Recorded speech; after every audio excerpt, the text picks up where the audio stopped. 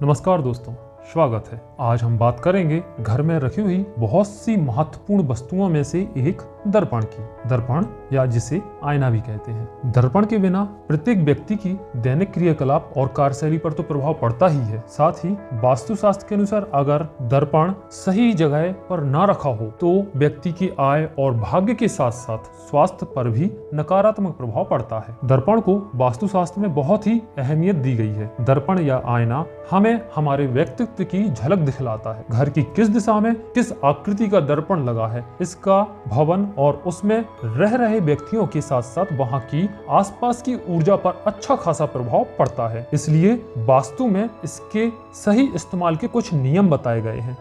इन नियमों के अनुसार सही दिशा में दर्पण लगाकर यदि वास्तु दोष का निवारण किया जा सकता है तो दोस्तों वहीं नियमों को ना जानकर इसके गलत दिशा में लगे होने से नकारात्मक ऊर्जा के स्तर में वृद्धि हो जाती है, जिसके कारण स्वास्थ्य और धन संबंधी हानि हो सकती है। तो अब प्रश्न उठता है कि दर्पण को घर के किस दिशा किस जगह पर लगाया जाए। तो वास्तु विज्ञान के अनुसार सकारात्मक ऊर्जा का प्रवाह पूर्व दिशा से पश्चिम दिशा की ओर और उत्तर दिशा से दक्षिण दिशा की ओर रहता है। तो दर्पण को हमेशा पूर्व दिशा या उत्तर दिशा वाली दीवारों पर ही लगाना चाहिए। इन दिशाओं में दर्पण लगाने से जीवन में उन्नति और धन लाभ के अवसर बढ़ जाते हैं। कोशिश करें इन दिशाओं के अलावा अन्य दिशाओं में दर्पण को न लगाएं। घर में लगा हुआ दर्पण हमेशा साफ, स्पष्ट और वास्तविक छवि दिखाई देने वाला होना चाहिए। नुकीला, चटका हुआ, धुंधला दिखाई देने वाला दर्पण अनेक समस्याओं का कारण बन सकता है।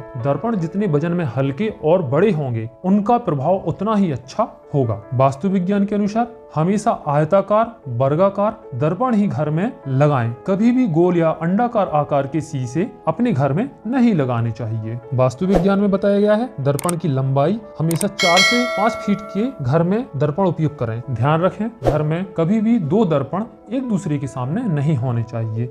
वास्तु विज्ञान में घर में कुछ स्थानों पर दर्पण लगाने के लिए सख्त मनाही की गई है, जिनमें से वह स्थान घर की सीढ़ियां हैं और बच्चों के रूम में, अर्थात जिस रूम में बच्चे पढ़ते हैं उस रूम में भी दर्पण नहीं लगाने चाहिए और रसोई घर में भूलकर भी दर्पण नहीं लगाना चाहिए। साथ ही शयन कक्ष में भी दर्पण नहीं लगाएं। यदि शयन कक्ष में दर्पण लगा है तो उसको किसी कपड़े या पर्दे की सहायता से रात के समय ढक कर रखें। यदि ऐसा नहीं करते तो पति पत्नी को कई स्वास्थ्य संबंधी परेशानियों का सामना करना पड़ सकता है। बहुत से घरों में दर्पण बाथरूम में भी लगे होते हैं, लेकिन ध्यान रहे कि यदि दर्पण बाथरूम में लगा रहे हैं तो बाथरूम में इस प्रकार लगाएं जिससे जब हम बाथरूम में प्रवेश करें तो ठीक दरवाजे के सामने दर्पण न लगा हो। दर्पण घर में कभी भी ऐसी जगह मत लगाएं जहां उसमें कोई नकारात्मक वस्तु का प्रतिबिंब बनता हो या उसमें कोई कबाड़ का प्रतिबिंब बनता हो, और इस बात का ध्यान रखना चाहिए कि उसमें